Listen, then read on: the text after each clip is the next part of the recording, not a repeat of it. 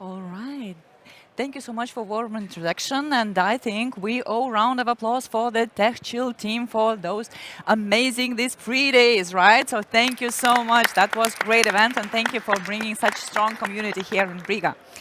Yeah, before we start, you know, just in the backstage, we were talking that for a while startups were building more in the area of, or they were building for uh, efficiency, for customer experience, for fun, right, for sales. And now more and more founders are thinking about building something for defense, for resilience, for security, and sometimes even for survival. And especially in Baltics, this is visible, I would say. So this panel will be about defense innovation and dual use technologies. And I think it's great to have here Estonia, Lithuania, and Latvia. And let's start with a warm-up round and tell the audience what are you working on right now. So I would like to start with Agris. Hello. Yes, Agris Origin Robotics. We build autonomous systems to take care of targets on ground and in air. So yeah, those are weapon systems that the company has designed and deployed across now many NATO countries across Europe. Thank you. Elvin, join the line. Yeah, so hi everyone, a very short introduction. So I'm from Lunar Robotics and we're doing night vision cameras for FPV kamikaze drones. And soon we will come up with some new cameras for all the other unmanned vehicles. Karin, what is now on your table? Yes, thank you for the warm welcome. My name is Kadi. I'm a partner at Iron Wolf Capital. We're a Baltic-born deep tech AI and defense security resilience investor, predominantly investing in early stages of the company's growth and currently very actively looking at the market indeed, as we have just launched a new fund about a year ago and have since made 9 investments, 7 of which are in the defense security resilience vertical. So very strong focus for us now. Thank you. And just the following up question: what makes the defense or dual startup investable in your eyes? I think maybe coming back to your point that why we're seeing a significant growth in startups being built in these sectors is that many founders are feeling spoken to by the mission, the larger mission and impact behind it. As an investor, I have observed a very similar kind of trend, let's call it like that. A few years ago, of course, when we were in the midst of the global pandemic, and the top talent in the startup ecosystem, no matter what vertical they had previously been building in, they felt this call into health tech. At the time I was working in Germany, where the health tech system was very kind of bureaucratic and paper-based, and founders really felt the strong need to let's come into this vertical, digitalize and innovate this. And I feel that founders across the Baltic states are now feeling the similar call, that even if their experiences have been in different verticals previously, that they want to be building here. So definitely we see this convergence of top talent in the defense security resilience vertical, which is very exciting for us as investors to see. That really is first and foremost. Thank you. And you guys, how do you, from your perspective as startups who are already working, and Elvin, you already have raised for your startup. So what are those like key points for getting investment in this area? How do you think? And or you can just talk about your own experience, you know. I think the raising the round last year wasn't that difficult. Not only startup founders see the threats and the need for defense startups. I think the investors share the same view that it's important and it's needed. So I don't know honestly what to. Nothing bad to say about raising for defense startups. Yeah, nothing bad, but maybe something good. Is it easier? Well, I don't know. I've always considered money to be a commodity. I think if you truly build something that solves a problem that someone has, if you build up that traction, money is there to be raised. Defense tech these days. We have enough funds, enough capital available. I think it comes down to building traction, doing it early. I think that's the hardest one in this industry. Selling is still immensely difficult, especially when you go and try to start working in foreign markets. It's an industry that still is very nationalistic. Everyone wants to have their own local champions. Everyone wants to be proud of their local industry and rely in terms of defense capabilities on a local supplier. So for any foreign company to go in a foreign market and sell successfully, it's always a challenge, especially for startups. So I think that's the hardest, and if you are able to succeed at that, money is there to be raised. I don't consider that as a big obstacle. Okay, good. Thank you very much for talking about it. And can we add the angle of dual use, where the name of the panel tells that this is something which is, we say, mandatory to get investment? Is it so? Is it true? Or is it a myth? I don't know. Is it a risky thing to invest to strictly defense field? What will we do when the war will end? So I hope it will end soon. So let's elaborate a bit on that from startup and investor perspective. So maybe who would like to be first? I can go first. Okay. There are some funds that can only invest in dual use. But I think when you're a startup starting a new company, right? It is also risk management as well. Doing a product that you could also sell to in a civilian market as well. But yeah. Perhaps adding from an investor perspective, I think as investors we definitely look at it case by case. That is the strategy that the startup is putting out there, does that make sense for them? Of course, if we're looking at teams that have very strong, reasonable, kind of backed up military backgrounds, that really justifies why they are going single use and then solely defense focused. We do have startups like that in our portfolio as well. We have made defense only investments. Then absolutely we're happy to do these investments too. But for many and most, particularly of course the ones who lack perhaps exposure and experience in the military or defense scene themselves, it does work, as Linus was pointing out, as a good strategy to balance out the long sales cycles that you typically experience in the B2G sales and selling to MODs or foreign defense forces. So really case by case, look at what your own network, your experience as a founder that does a dual use case make more sense for you, or to have a justified experience to just go for defense only. Thank you, Agris. I see you are raising the mic. Well, everyone has to contribute, so I'll try to contribute. Perfect. No, I think Europe has learned its lessons. I think we've been under-investing in defense industry in Europe for decades. We are so far from where we would like to be in terms of our own ability to defend us. The capabilities that Europe can develop, produce and deliver in time in sufficient quantities are still very far from where we want it to be.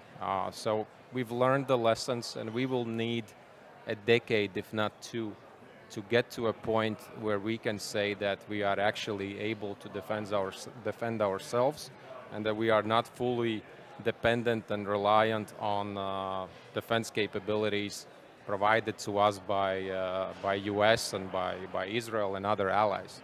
So we are too far back, and then nothing's gonna change in terms of the war ending. We all wanted that madness to end as soon as possible, but I think there will be enough money to be made and enough capabilities to be built for at least the next decade.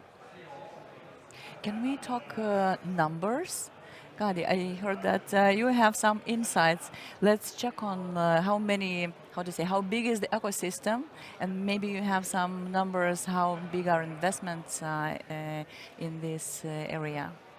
Good question. Of course, full disclaimer that particularly in the defense, security, resilience space, startups are rather stealthy and secretive, so it's a tricky exercise to definitely try and count them as fully as possible. In this upcoming Baltic Deep Tech Report 2025 that us and a few partners have been working on, we map a total of 6,900 startups across the Baltics overall, and 271 across the Baltics in defense, security, and resilience, so both single and dual use startups. And in terms of publicly announced funding, a little over 15% of the total funding raised. Total funding was 662 million euros. Last year, a little over 100 million was raised in the defense, security, resilience space, with largest funding going to cybersecurity and robotics. So these have been kind of the largest maturing verticals, let's call it like that. And in terms of dual use, we definitely see a strong emergence of energy as well. So energy, security, and robotics are kind of the driving verticals in defense across the Baltics, is what we're seeing from data. Very interesting, and we are impatiently waiting when it will be published. It will be published soon, right? April 15. April 15, okay. Mark the date on your calendar and follow Iron Wolf. I think that I have heard that there were complaints that like in Europe is sometimes more talking than doing, that the investments are really like not comfortable yet in this area as they could be. And what is like your perspective? Because of course in Baltics we have here everything very close to the line to our border. So I hear rhetorics from time to time that we are like next in line to be attacked. So it's very important for us. But what about the rest of Europe? How do you think? I don't know, Elvini, you have been in Brussels lately. What are the what are the vibes there? I was in the EDF Info Days, so European Defense Fund days, right? I told you about that 10 or 20 startups we had this opportunity to pitch to investors, and the room was quite empty.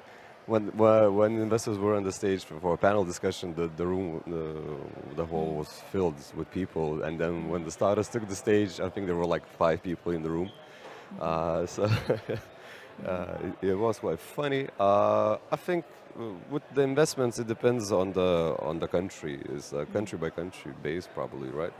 Spain is more still investing in fighting climate change, so they're investing in green tech more than they're investing in defense. But it kind of makes sense at the same time. So yeah. Well, there is that saying, right? You stand where you sit. So with defense, I think it applies very well. So in this region, we obviously have border with those 2 neighbors, and therefore our governments truly feel the urgency. And when it comes to defense tech, when you start building very advanced systems, it's impossible to build these systems without the governments being directly involved. A lot of the stuff you cannot really test on your own. You need access to military test ranges. You need access to very specific equipment, and that is accessible to us in Latvia, as an example, because the government feels the urgency. They understand the need. But then if you are somewhere in Portugal, I'm not picking on Portugal. It's kind of the furthest I was able to think of. But if you are, in those countries, I don't think that you have a government that is as willing to work with the industry as you have in this region. And therefore, I think this region for defense startups can truly become a hub because we have those governments that truly understand the importance of working together with industry, and our government does it very, very well, and it does help a lot. And maybe to add from an investor perspective here as well, that the government really understands the urgency and opportunity, not only when it comes to practically the testing and giving an opportunity for startups to collaborate and test together with the defense forces and MOD, but also when it comes to funding funds, so governmental LPs, limited partners. In Estonia's case, it's an organization called SmartCap, and they have a dedicated 100 million euro fund where they're making investments both into defense-oriented funds and particularly into funds that don't have any exclusions, meaning that they have to be funds that are able to invest in ammunitions as well, for example, weapons and ammunitions, as well as direct investments into defense single-use startups. And I think they even said that they will not make an investment in a fund which is unwilling to do an investment in military tech, not dual use, but specifically in companies that build arms. So I think SmartCap specifically said that they are not going to invest in funds, which don't feel like they can do military investments, and that is great. That's a good example. Yeah, thank you. It's very interesting, to get deeper and deeper into the topic. And the deeper you go, it seems that the less things you know. How do you think? What is something that the ecosystem or people, I don't know, just in who are working not in defense space? So, what do they misunderstood about this building area? Well, I come from from a consumer tech space, right? So my previous company, we were in consumer armament systems. So I think for me, actually, I find this industry being extremely similar to what I did before. I think that there are more similarities than there are differences. I think that in terms of working in this industry, it's just so much more rewarding because you have a customer, the end user, that really, really wants you to do well. So they really, really want you to be successful. And then when you are actually getting there, when you are actually fulfilling on your promises and you deliver something that they hoped you can deliver, the amount of just sense of gratitude, accomplishment that you get out of it is totally worth the hours that we invest as a team. And I think that is one thing that you wish in life, right? You want to do something that people appreciate, something that has meaning. And in defense, you have that at the fullest. So I think that in terms of building, it's a lot like building for any other industry. It's just that it has very substantial implications on us as a society. Elvini, anything to add? Yeah, I totally agree with everything that was just said. You're not, everything you're doing, it's not only for the profit, just increasing the value of your startup or profitability. Yeah, as you mentioned, like you can actually make a big impact, especially now. And and this leads me to the question: what kind of founder is the best fit for the defense startup? I know that Elvini, you have served in the army, for example, and you are in this shooters association at the moment. So you are quite close to what you are doing and to the military. So how do you think is this founder is more like should be the idealist, the engineer or operator, opportunist? I don't know. Think about your teams and yourself. I think personally the best duo is two founders, right? A technical guy and the guy who gets on stage and talks about what they're doing. Introvert and extrovert, right? Yeah, the military experience, of course, definitely helps. Not only with the connections that you still have, you still have people that you serve with, so you can go and test your product in real conditions, right? In training, of course. But it also, yeah, it it gives you the understanding of how your product will be handled. It has to be very simple. Anyone could use it, and very hard to break. Most importantly. Yes, I agree that it's probably the two founders team, a techie, someone who can go really deep into weeds. But then the other founder is probably someone who understands relationship, knows how to build relationship, understands what building reputation means, how you build it, how you not lose it along the way. Um, I think this industry does rely a lot still on relationship, and that you need to do really really well. So I think that combo, if I had to invest, I would look for those characteristics in a founder team. Kadi, anything to add from As an investor's investor, I perspective? can only listen and take notes. I think Okay. it's very valuable to also have a founder perspective into what, in your opinion, as also defense and dual use founders, makes another great founder.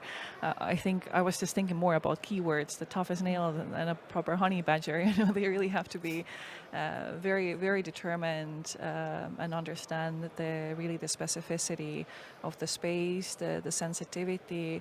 We made a recent investment into a Ukrainian British defense tech company, which for me personally taught also a lot. Really about the security around and the secrecy also when you're building a company. The company is called U-Force, and it's a continuous learning cycle for me as well as to what makes a great founder and what makes a good investor, of course, in this space as well. Thank you very much. It's a pleasure to listen, guys, to you. And I'm always taking notes. Yeah, I'm as well taking notes. So we have entered the last 10 minutes of our discussion, and I have prepared this wrapping question for all of you. If we meet again in 5 years, what would need to happen for you to say, yes, the Baltics really have stepped up in the defense innovation? All current defense startups in the Baltic states have become primes.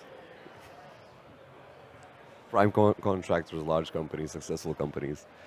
And of course, I hope all of us will be supplying our own militaries with our products as well.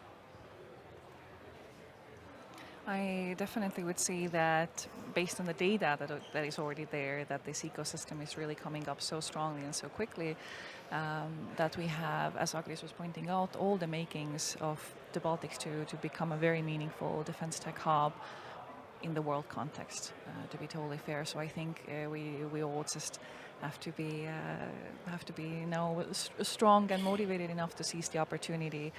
That means more funds raised for funds, of course. So government and limited partners, fund investors need to kind of step up their confidence in making these investments, particularly also in single-use funds and technologies. The government support overall, of course, to also pick up further. So just scaling, I think, just really pushing on the gas pedal now and really embracing the momentum. Once again, as Agris pointed out, ecosystems like Israel, I think, have understood this cycle very well and how to build this. And I think we have quite a few things to learn from them and from Ukraine. Yeah, we probably can't win every product category, but the category in which I think we can be the best in Europe is unmanned systems. So in 5 years, I would like this to be said on every stage across Europe, that Baltics is leading in unmanned systems. It's currently, I think, between us, maybe Germany, maybe UK. So we have to do better than the startups in those countries, and then it's going to happen. So that's probably something that I wish for. Yeah. Thank you. This gives a lot of optimism, at least to me. And the final question, in one sentence, what gives you the most optimism right now? What is your fuel? What is feeding you guys for working and building in the area? Well, I go to work, and what I see every day there, I see now 100 young engineers that love their day to day. So when you see people enjoying their day to day, and you realize that it was you who started it, that's yeah, that's a lot. That's a lot. You know, that gives you lots of positivity and lots of motivation to keep going. Thank you. I personally think it's a boy's dream to work in a defense startup. So I'm happy every day to be doing this, what I'm doing Cool. now. Maybe to bring in diversity as well as a woman, it's also, of course, interesting and impactful. And I'm seeing great female defense tech founders also in the audience, so breaking the walls and stereotypes here. But a point definitely to reiterate from earlier is, as an investor, I'm very inspired by the talent. The sheer talent and motivation that I see among the founders in the Baltics, and that really brings me a lot of optimism. Thank you. And I think what stands out from this conversation is really we have fantastic founders, we have great investors, and defense and dual use is not anymore a niche, right? So it's something which is the core of our ecosystem and becomes more and more cornerstone. And before we close, if this topic resonates to you, dear audience, so we will continue this conversation this year in Palanga, in Lithuania, this summer, at the Resilience Bootcamp in Palanga. We will bring together investors, founders, and the people who are hands-on building and the innovation starting from cybersecurity and ending defense innovation and dual use. So if you're building in this area, or you are thinking, or you were inspired by our panel to step into it, so after the panel, catch up with me, and I would be happy to connect. So one more time, thank you so much. I think you deserved a round of applause.